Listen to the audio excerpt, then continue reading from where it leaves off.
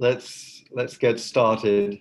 Um, Again, welcome to all those of you who have joined us today in what's our first webinar for families who have signed up to participate in the Reasons Why Us, our landmark study with Baylor College of Medicine into the environmental and associated genetic risk factors involved in the causation of pediatric cancer. A couple of quick notices. First, we're very proud to have joined the Childhood Cancer Prevention Initiative, which comprises more than 60 organizations calling for a paradigm switch to a focus on prevention instead of only detection, diagnosis, and cure, and whose childhood cancer prevention report was published to wide acclaim last month. Second, we're also deeply privileged to have three of the most eminent scientists in cancer research, toxicology, and epidemiology join our scientific advisory panel. Dr. Phil Landrigan, Dr. Margaret Kripke, and Dr. Martin Smith will be making a formal and fuller announcement next month. Today, we'll be listening to Dr. Michael Scherer, who leads the Reasons Why Us study at Baylor College. Michael is a molecular epidemiologist and professor of pediatrics, hematology, and oncology at Baylor, where he also directs the Texas Children's Cancer Center epidemiology program.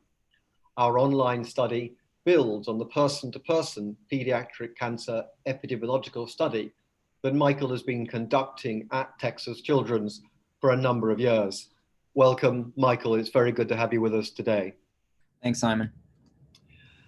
Before Michael's presentation, after which there will be a Q&A, I'm going to provide some of the background to and premises behind the study itself.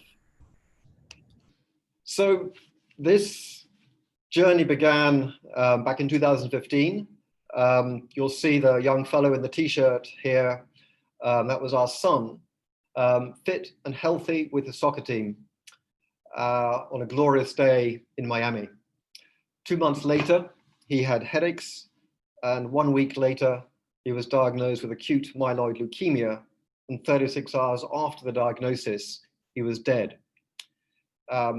Up until that time, I had paid limited, if any, attention to pediatric cancer.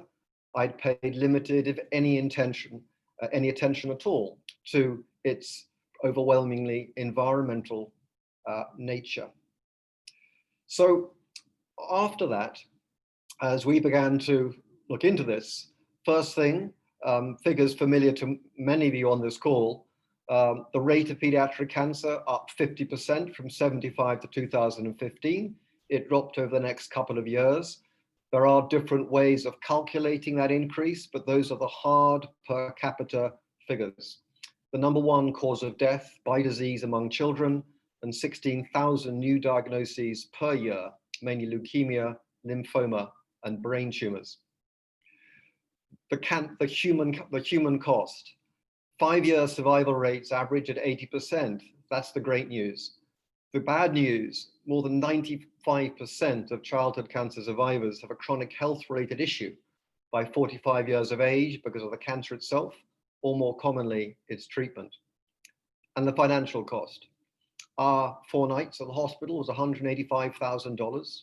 The total annual cost of cancer care in the US is projected at $175 billion in 2010. That's the last figures that I had, which was, 2015, up 40% from 2010. And cancer drug prices have doubled in the past decade, from an average of $5,000 a month to more than $10,000. So why is pediatric cancer increasing? It's the environment. The words spoken by our oncologist as we asked that first question with our son lying in a trolley about 30 meters away, what caused this? The best quote that I have found, which I identified fairly soon afterwards, was the following in a paper published by the WHO. Initiation of cancer occurs when an environmental agent, such as a chemical, an infection, or radiation, successfully damages DNA, and this damage fails to be repaired. Of course, cancer is not the only illness or condition that has dramatically increased over the last few decades. Asthma, learning disabilities, autism, birth defects, obesity, and T2 diabetes. The rates of all of these are soaring. So what has changed? Mainly new chemicals. A spate of books over the last few years includes these three. Children and Environmental Toxins by Dr. Landrigan and his wife, and What's Making Our Children Sick by Milcio Pero and Vincent Adams, and Sicca Fata Pora by Leonardo Trasandi, which in particular focuses on endocrine disruptors. New chemicals. Rapid growth of industrial chemicals, mostly untested, used in everyday lives. We've got 85,000 new synthetic chemicals registered with the EPA since 1940. Of these, only 5,000 have been studied for toxicity. They're in our foods, our packaging, our clothing, our cleaning products, cosmetics, toys, and baby bottles. There is a legacy of lead and paint and asbestos, and even less is known about the effects of simultaneous exposures to multiple chemicals. And very little is known about the manner in which different exposures over different time periods can create carcinogenesis. CDC surveys show that the levels of 200 chemicals in the blood urine of almost all US residents, including pregnant women, and in breast milk and umbilical cord blood at levels higher than in previous generations. Herbert Needleman, who, thanks to whose work on lead in gasoline, along with others, including Dr. Landrigan, contributed to its removal from our gasoline, said, "We are conducting a massive toxicological experiment in the world today, and our children and our grandchildren are the unknowing and unconsenting subjects." What has been our regulatory response? The 1976 Toxic Substances Control Act. The EPA was ordered to test new and existing chemicals for toxicity. 62,000 chemicals were grandfathered unless it was deemed there was unreasonable risk. And the burden of proof was on the EPA to prove harm after the release of chemical. In the next 40 years to 2016, the EPA controlled just 5 chemicals.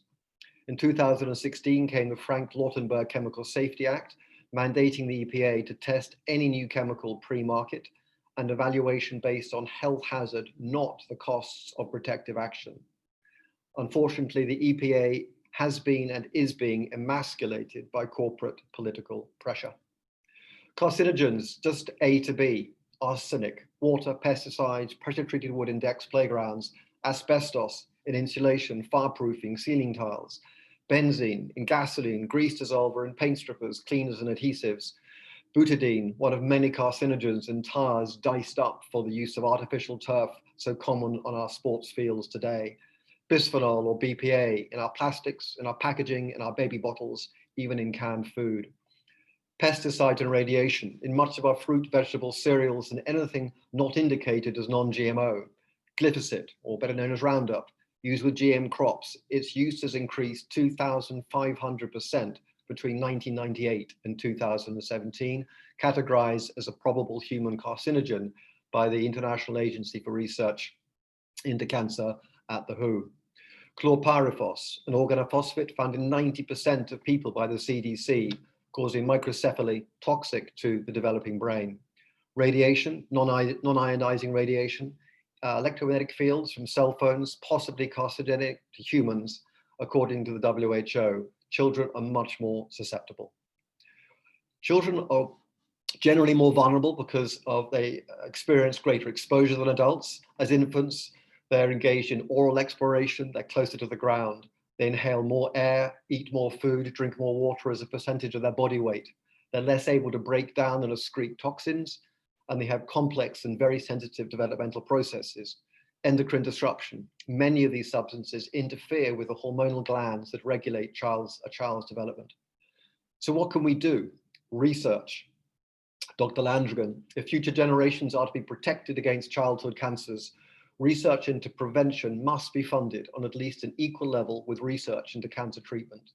The National Cancer Institute, research on the causes of cancer creates opportunities to improve public health, not only by identifying genetic, environmental, and behavioral risk factors, but also by providing data regulatory agencies can use to set safety standards or to reduce exposure to toxicants found to be associated with cancer. And Dr. Landrigan again, why are rates of asthma, autism, birth defects, cancer, obesity, and other chronic diseases still increasing among US children? What risks are conferred by exposures in early life to synthetic chemicals and other environmental stressors? Where will we obtain the data we need to design evidence-based programs for disease prevention in children? We partnered with Baylor College of Medicine in 2018 after we had begun to reach out to families who were interested in providing their information to contribute to the data needed to secure more effective legislation, more effective regulation. The study is a landmark patient-driven, online, global epidemiological investigation into environmental risk factors linked to pediatric cancer. Our role is to attract participation from affected families and to share the data with Baylor for subsequent outreach. The Reasons Why Us fills a huge research gap after the collapse of the National Children's Study in 2014. We have 550 families from 47 states signed up so far, as well as from several other countries around the world. This is grassroots recruitment of our direct outreach, media and social media, working with hospitals and community groups. Baylor College collects, hosts, and analyzes the data. An ongoing Baylor assessment of exposures to key target toxicants will take place. And the findings will drive regulatory change towards a cleaner, safer world for our children. These are some of our families, and our slogan is prevention is the cure.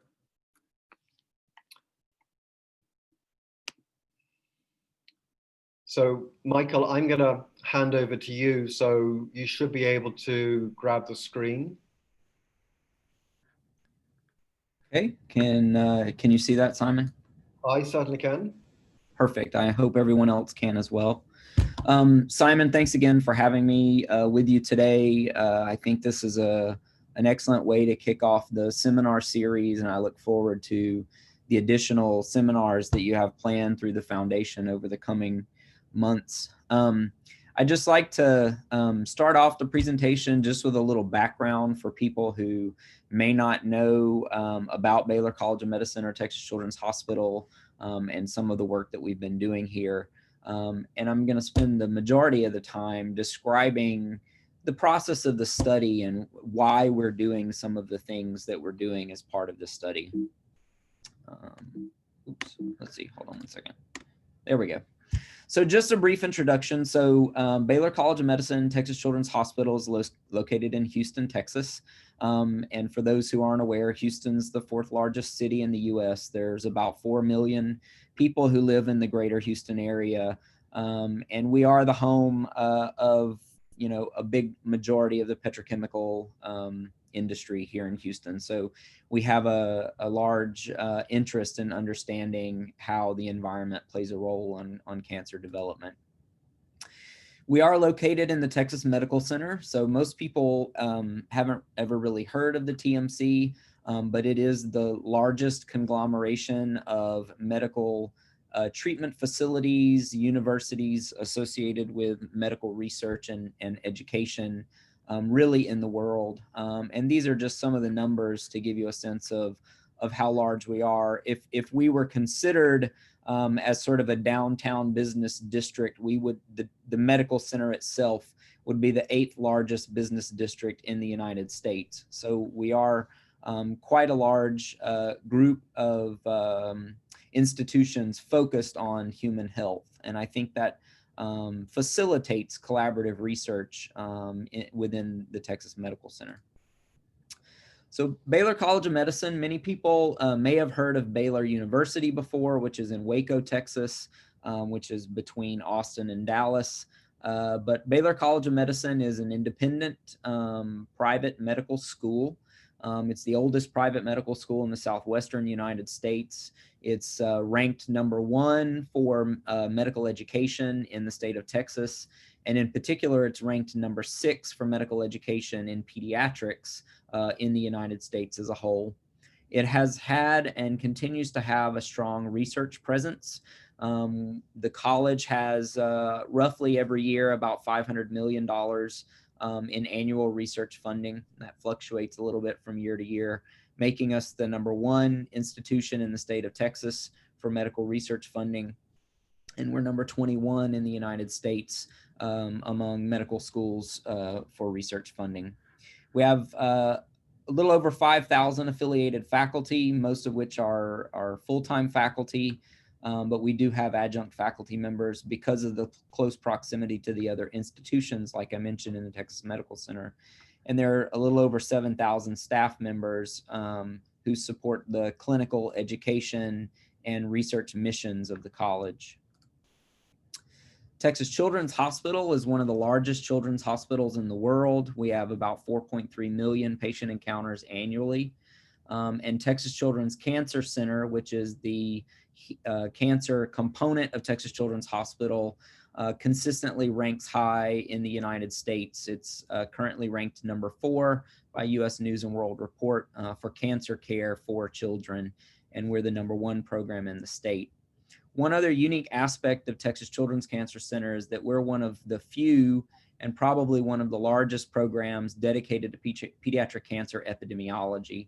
Pediatric cancers aren't as widely studied as many adult cancers, but we're proud to have one of the largest programs dedicated to understanding the risk factors for different pediatric cancers.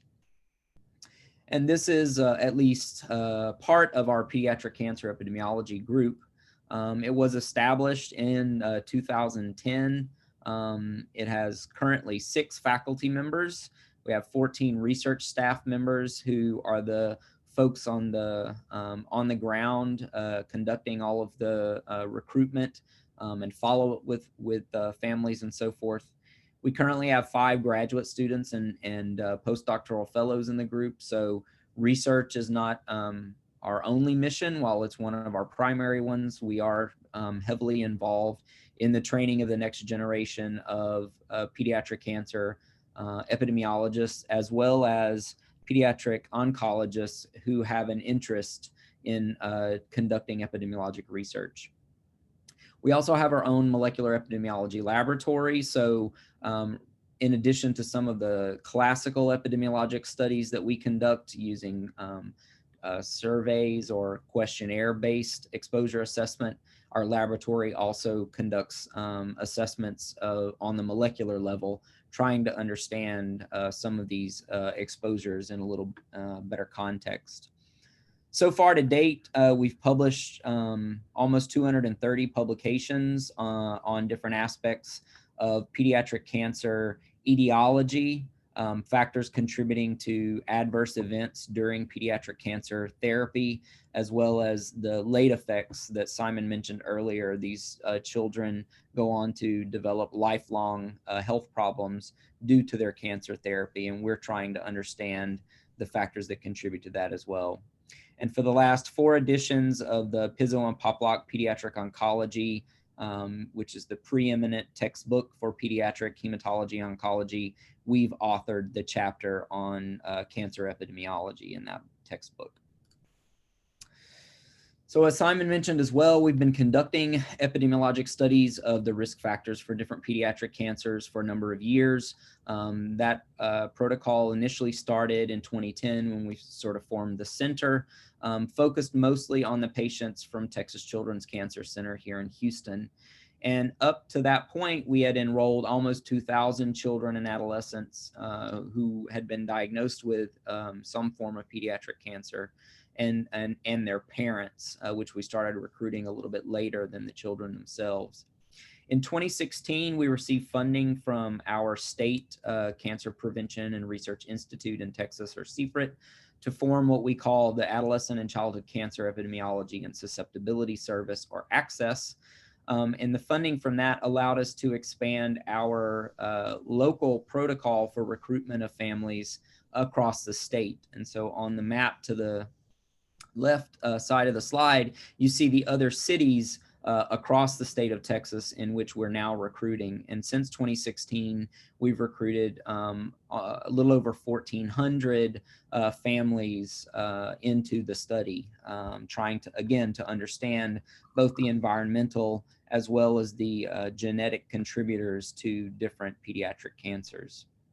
So when Simon approached us about conducting this particular study, obviously there were some goals in mind. Number one, first and foremost, to better understand the environmental contributors to the risk of pediatric cancer, but also to understand those environmental risk factors in the context of individual genetics and how the genetics and the environment play together to increase the risk of specific cancers.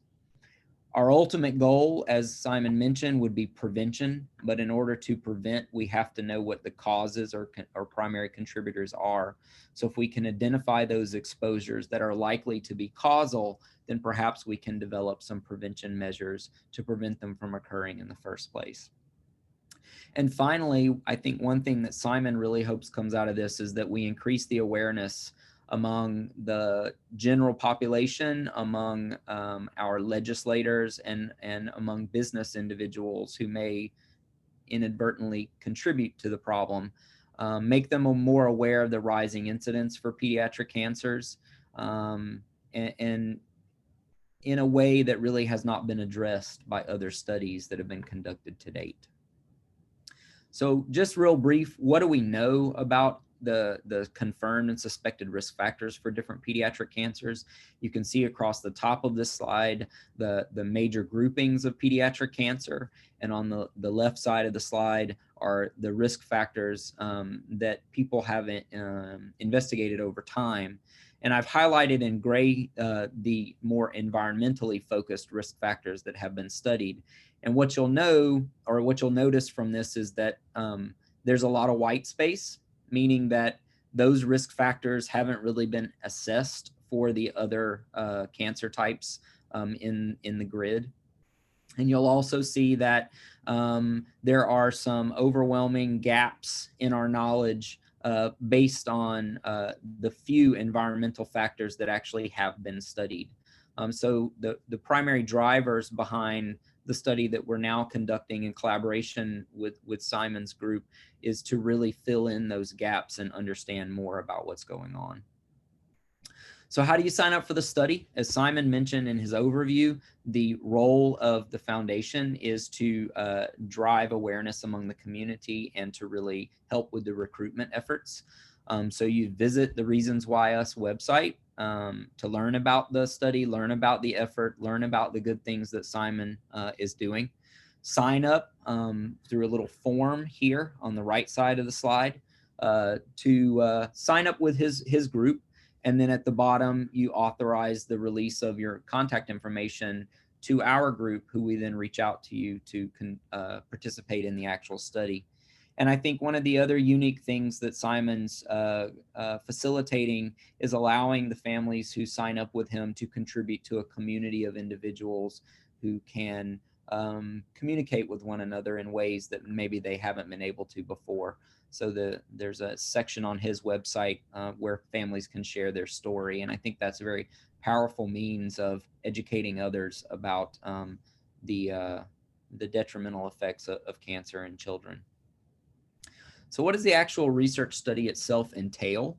You'll receive an invitation from us to participate in the study. So that usually comes in the form of an email.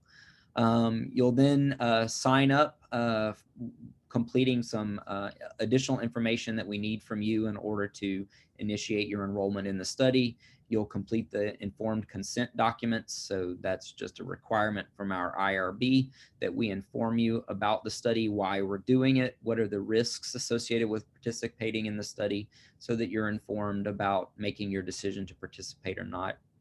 Once the consent form is done, you'll complete our risk factor questionnaire, which I'll talk about next. And then we'll send a sample collection kit to your home via the mail for you to provide saliva samples for the individuals who are participating in the study, and any baby teeth that you may have saved from your child. And we'll talk about why those are important in a few minutes as well. So the risk factor questionnaire that we have, again, we've honed it over a number of years. It was really developed prior to initiating our initial study, which we launched around 2010. And it's meant to be comprehensive. Again, our knowledge of the factors that contribute to the etiology of different childhood cancers is fairly limited, unfortunately, at the moment. So we ask a number of different questions related to the demographics of your child and your family, the residential history, both the actual addresses where you've lived, as well as any location near any hazardous sites or farming communities or any sort of large scale pesticide application types of places. We ask about both of the parents' occupational histories, where they've worked, what kind of jobs they did working in those industries and so forth. We ask about prenatal exposures, such as maternal medications or infections that mom may have had during pregnancy, history of parental, both maternal and paternal smoking, things like that, that could have been, the child could have been exposed to while mom was pregnant. We then move forward through the course of the life of the child. So we ask a number of questions about infant medical histories. So what was the birth weight, birth length? What was the growth trajectory of the child after birth? Were there any medical procedures that were performed or needed during the infancy period? Then we move into early childhood. So were there any early childhood infections that occurred? What was the school attendance like for the child? Other locations where they may have played sports? Those are the kinds of questions that we added after our conversations with Simon in trying to enhance the questionnaire. As I said, it's sort of a living document, and we reassess the questions that we ask based on current knowledge at the time. And then the last section really goes into family medical history, not only of family medical history of cancer, but also other medical conditions that may also have contributed to an increased risk of developing cancer. So what can we do with your address information? A lot of people are very concerned about sharing their address information. What I will say is that the system that we use is very confidential, highly secure, but we really do need the address information in order to link the addresses where you've lived to other information that's available. So one way we can use this is to map your address, look at the proximity that your home address is to roadways, and we can look at potential exposure to roadway pollution. We can also link your address to environmental toxicant databases. So these are two examples of research that we've done looking at localization of 1,3-butadiene or lead exposure based on the address at diagnosis that we got from individuals. Now, what we're doing now, which we added these questions about maybe 5 or 6 years ago, we're getting full address histories from individuals, not just the address that they lived at the time of the child's diagnosis. This allows us to look at additional environmental exposures that may have happened at other critical windows, because we know people do move, and some people move quite a lot. So we can, using the address history information, we can get a better sense of the overall exposures that people have had. Okay, why the baby teeth? And this is kind of an exciting new realm that we've been exploring in the last couple of years. So up to maybe a few years ago, we were left to rely on self-report for exposure to potentially hazardous environmental agents. But we're working with a collaborator at Mount Sinai Medical School who's able to take the baby teeth and look at it sort of like we could the rings of a tree to measure particular toxicants or other molecular markers that change as the tooth develops in the child. So one really cool way, for instance, we've run a small set of our ALL cases for which we had baby teeth on, and we can get measurements of their exposures to different metals over time that starts as the tooth was developing, as the child was developing in utero, all the way to the point where the child loses the tooth. So it's a really fantastic and novel way to really measure environmental exposures, not guesstimate what those exposures may have been for a particular child. And then the other samples that we're collecting are saliva. And the saliva is just an easy way to get a sample that can be used for genetic analyses. As I mentioned previously, we are interested in understanding environmental exposures and how they contribute to childhood cancer, but especially in the context of genetic susceptibility to those environmental agents. So having the saliva samples provides us a way to do that. And again, we can link the DNA that we measure not only to the molecular measurements from the teeth that we'll get, but also that environmental information that we can get from the address linkage, as well as the information that we gather from the parents in the risk factor questionnaire. So as Simon mentioned, again, this is sort of a landmark study. And why is this unprecedented undertaking? Again, it is a family-driven research design. We are really relying on the families to drive what we're doing. And eventually, we'll also set up a sort of community advisory board to the study so that we get additional information from the families on the other factors that they feel may be important. And I will say at the end of the risk factor questionnaire, there's a section for you to be able to provide anything else that you think might be important that we haven't asked you specifically about. And again, this goes into our process of updating our questionnaire. To my knowledge, it's the largest effort to really try to comprehensively examine environmental risk factors for pediatric cancers. We are including that extensive risk factor questionnaire, but we're also including the molecular measurements, which I think are really key to understanding these exposures a little bit more. We're conducting the study exclusively on the internet. So we're always available by email or by phone. We have a 1-800 number people can call if they have questions. You're always able to email us and we can call you back. But to facilitate this study, especially as we move forward to making it a more global effort, we can't have folks in the office 24 hours a day, 7 days a week. So we're trying to make it as easy as possible for participants or for families to participate in the study. And what we anticipate is that this particular study will provide a unique resource for pediatric cancer research. We're not just doing this for our own interests. What we are doing is trying to develop a resource that other researchers anywhere in the US or around the world, for that matter, could utilize the data that we're collecting to answer specific questions. We can't come up with all of the research questions that people might want to ask. So that will be a resource that people can eventually approach us to collaborate with. So where do we currently stand? Simon said there's a little over 550 people who've signed up with him. So far, he's provided the information to us on 501 of those families. 209 families that we've reached out to have been enrolled. So they've actually gone through that process. 99 of those families have then been sent their sample collection kits, and we are now starting to get those back. I didn't have the numbers available to me, but we are getting a significant proportion of those coming back through the mail now.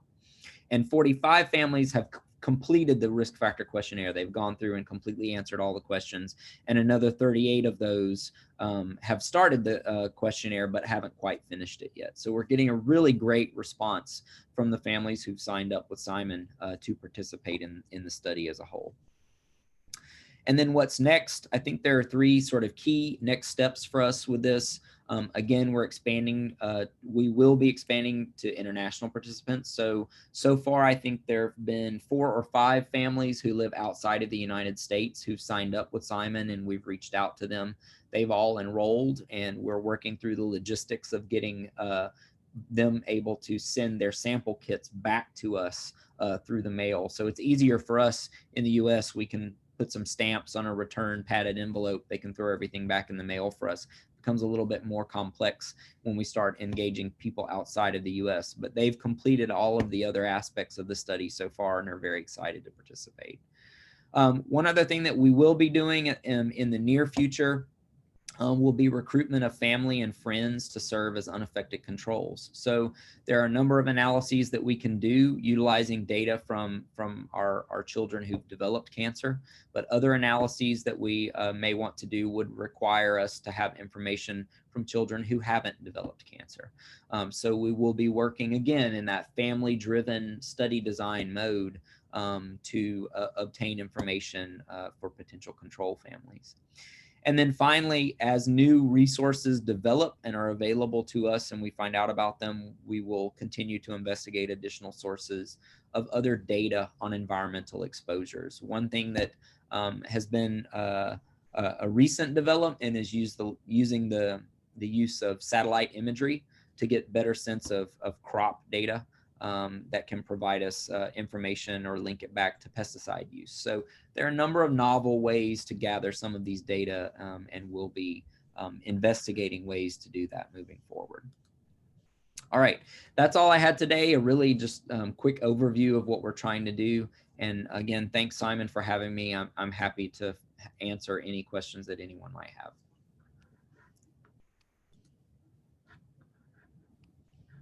Michael, thank you very much indeed for your presentation and your cogent explanation of the history of the study, the elements of what are novel within this iteration of the study. We've got one or two questions, but let me just pop one for you. So far, what do you think has been the biggest challenge, particularly given the online nature of the study? I think the biggest challenge for us has been figuring out the best way to handle the informed consent process in a truly electronic format. That was something that we had not really done before, and that our IRB didn't really have a lot of experience with prior to this study as well. So I think we have a really good way of doing that now. And the other aspect of it that is proving to be a little challenging is, again, making sure we can fully engage the international, non-US based participants, because I want to make sure that everyone who wants to participate in this study can do so, and that it's easy for them to do so. I don't want it to be difficult for families to participate. Okay, we have one question first of all from Beth Weinberger. Are we including families whose children are deceased? What if there are no available samples? Yes, we absolutely are including families whose parents are deceased. In fact, at a rough estimate of our 550 families, approximately 1/3 are of families who have a deceased child. And essentially we can break it up into 3/3, 1 deceased, 2 in treatment, 3 in remission. In regard to the samples, Michael, if there are no available samples, how does that affect the study? Yeah, it doesn't affect the participation of anyone if there are no samples available. Those would be nice additions to have. They're not absolutely required. If we have the questionnaire data, we can still do a lot with that. If we have the address history information, again, we can still do a lot with that information. So if samples are not available, it's not an absolute problem. We will use whatever information we have available for each individual family in whatever different aspects of analysis that we can use them. We have a question from Melissa. She's not sure if she did the collection correctly. Melissa's son passed away this year, and she sent her saliva, and she also put 1 tooth in each vial, but sent 1 tooth from each of her 3 children. Melissa, I'm awfully sorry about your loss. Michael, could you address that question? Absolutely. So, hi, Melissa. Again, I'm really sorry for your loss. I'm glad that you're participating in the study. There is so no worries on the saliva, so that's great. For the teeth, As long as we know which child the tooth came from, we can deal with the others. What we'll probably do is reach back out to you to get additional consent for the other. Oh, great. I see you said you marked them. That's absolutely fabulous. So what we'd probably do is reach back out to you to get consent from the other two children, since we know that some of the teeth came from the other children in your family. And then again, as I mentioned, one of our expansion activities is to enroll family and friend controls, so we can utilize the information from your children. So I'm going to make a note of your name, and I'm going to have Matthew reach back out to you so that we can make sure we get all of that done. But thank you for that. And we have a question from Dr. Haneen Abdella, who in fact was Oliver's oncologist. When evaluating genomics, are you testing for specific mutations, or are you performing whole genome or exome sequencing?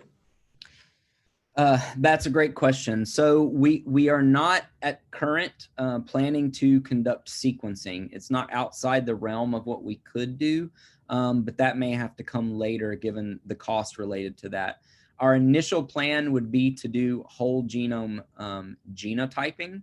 So we would use a single nucleotide polymorphism array that would measure specific polymorphisms across the genome of the individuals who were genotyping. But again, we will have the samples, and in the future, if a need or ability arises, we could conduct whole genome or whole exome sequencing at that time. Michael, I've got a question for you on the geocoding and the importance of addresses. What sort of data will you layer in? Working with those, are you working with zip codes, or how granular are you going? So we are going, so most of the data that are available that we can link to are available at the census tract or census block level, which is a much more refined unit of geography than the zip code will give us. So we're actually able to get fairly refined estimates for some of these. Now, some of the other exposures are not available at that refined level. So we published a paper a few years ago looking at the effects of radon. And we don't have radon exposure at that granular of a level. But for many of the others, we can get data much more refined than the zip code. Also, Melissa comes back asking if the tumor analysis information would be helpful. And theirs was synovial sarcoma.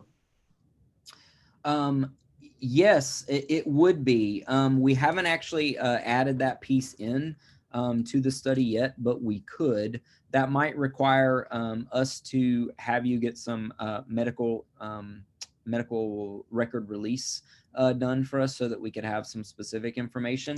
But I'm going to make a note of that because that's a potential expansion that we could do as well. We didn't know how readily available individuals may have some of the specific tumor data. But it's good to know that those might be available, and we can add it and follow up later. Thank you for that. Does anybody else have any other questions before we've got a few more on Q&A here. Yep. From June Leahy of the Austin Everett Foundation, writes, understanding the broad scope of the study. June's question is more specific. Are we aware of the list compiled by a collegiate soccer coach listing of over 200 plus athletes who have or have battled cancer? I believe June is referring to Amy Griffin's list, Amy's list in relation to artificial turf. And Simon, I think you've mentioned that to me before. I don't believe we've engaged those folks yet. Is that correct?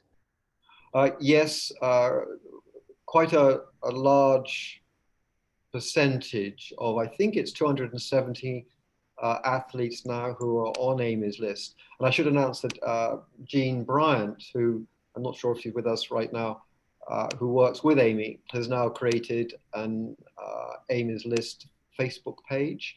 and there are 270 on the list. And I think something like 50% at least from that list have signed up with us. So we're extremely aware of that issue. And one of the interesting things about that specific community is that we can talk about geographical clusters, and we can also talk about operational clusters. And an operational cluster would be one whereby a group comes together and identifies a potential source of toxic exposure. And it's incredibly important that such groups come around operational clusters as well as geographical ones. And we have another question from Ain Indemiti. Forgive me if I'm not pronouncing your name properly. The cancer list did not include glioblastoma multiforme. Are you studying high-grade gliomas as well? Yes, absolutely. So the list is meant to capture the broad categories. So the GBMs would fall under the CNS tumor category. I think we have updated the list to ask for individuals to be able to provide a more specific diagnosis when they complete our enrollment form. So I'm going to check on yours, and if we don't have that information from you, if you participated rather early before we made that change, I'll get Matthew to reach out to you as well. But absolutely, we are including any pediatric cancer that anyone has been diagnosed with. There are no exclusions in terms of the type of cancer. Thank you, Michael. And we have another attendee who writes, if we join, will we hear from you as the study goes along, or only once it's published? Mm-hmm. So that's an excellent question. And I think we're going to try to approach that from two different avenues. Number one, we have our center's website up that has information about the publications, and we're trying to keep that up to date as much as possible. The other thing that Simon and I have talked about is he sends out a newsletter frequently to the people who've signed up with him, and we have discussed providing information to him that he can include in the newsletter so that it does keep people more involved in everything that's going on with the study, not just, you provide what you provide and then you're done. But we would like to provide information back to you. Now, I will say this study will take a little bit of time to gather some momentum and get to the point where we can actually start analyzing the data that we're collecting. But I think by doing it in the way that we're doing it globally, doing it rapidly through the internet, it will facilitate doing those analyses much more quickly than it would if we were just recruiting from our local population. And I'd just like to add on to Michael's remarks on this, in that it's crucial to us in our mission to do what we can to foster our community. And to maintain everybody up to date with the progress of the study in whatever way we can, because of the obligations of Michael's team under HIPAA patient privacy regulations. There can be no direct name sharing, but we are able to provide sort of generic updates on that front.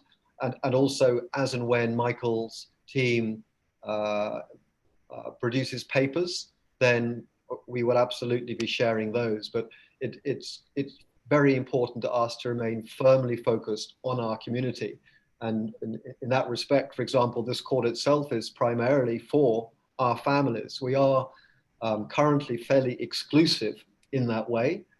We have some internal debate as to whether that's the most effective approach, but we wish to signal to everybody that this is about building community and communicating as effectively as we can and being as responsive as we can to everybody's concerns. In terms of the size, we have the 16,000 new diagnoses a year in the US alone.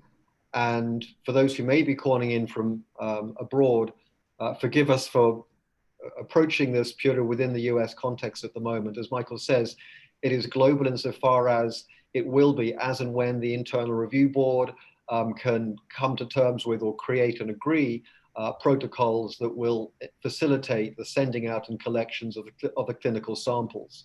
And language also comes into this. We are, our own site is now in Spanish and English. It's an automated translation, so is the form. And the questionnaire itself is also in the stage of being translated into Spanish. So we will, because of the resources that Baylor has, we will be able to grow this commensurate with the number of families who participate. And that 16,000 a year is a sort of benchmark figure for us to aim at. How are we going to do that? By continuing to reach out organically to communities, to pediatric cancer foundations, also beginning to work with the pediatric oncology community as well, and the communities of particularly high energy, those small communities that have a very strong sense that the reasons for the high rate of pediatric cancer relate to specific sources of air and water pollution. So we're now at the 2:54 mark. Does anybody else have any questions before we close off? There's one additional comment here from Haneen Simon, and I appreciate this comment very much. So she says, nowadays in relapse or rare tumors especially, and it's becoming a little bit more commonplace for some other cancers to do it up front as well, they're sending samples off for genomic testing of the tumor itself. And so she's saying that it may be helpful to gather that information on the patient's tumor, specifically in the future, without the need to obtain the tissue itself. That's an absolutely fantastic idea. I made a note for myself to follow up on that, because one other thing that we can do if we have the genomic data from the tumor, and I'll have to see how these data come from Foundation One or any of the other providers, there are specific signatures that show up in the cancer itself that are indicative of environmental exposures. And we have an analysis that we're doing now, looking specifically at some of the pediatric brain tumors to see if we can identify some of these environmental exposure signatures from the mutations that have occurred in the tumor. So this becomes another way that we can actually measure some environmental exposures, or know for certain that particular individuals have had those exposures in the past. So this is an excellent idea, and I'm going to investigate that a little more. One thing I'll have to see is how the families receive those data and how they have access to them, and what that means for feeding it back to us. But that's a fantastic idea, and I've jotted that down. So thank you. Any more questions at this point? Well, Michael, thank you very much indeed for sharing with us a deeper understanding of the study. And I think also I'd like to thank those of you who made some very, very pertinent questions and observations in our Q&A and on the chat, which, as Michael has indicated, will be moved forward and explored and built out to the extent that is feasible. But also, as Michael indicated, we're in this for the long haul. This is not a cure to be promised in 1 year. This is a very large scale study whose success will be based upon the volume we achieve. And we're not expecting sudden results. What we're trying to do is to begin to shift the momentum towards prevention, towards building awareness of the overwhelmingly environmental nature of carcinogenesis, and of obtaining the data for papers which we believe will contribute to changing the status quo with our legislators, with our regulators. That is our objective. So thank you very much to all of you for attending. We look forward to being in contact soon. Thank you, Simon, for organizing, and thanks again, everyone, for your attendance. It's been a pleasure. Thank you very much, everybody.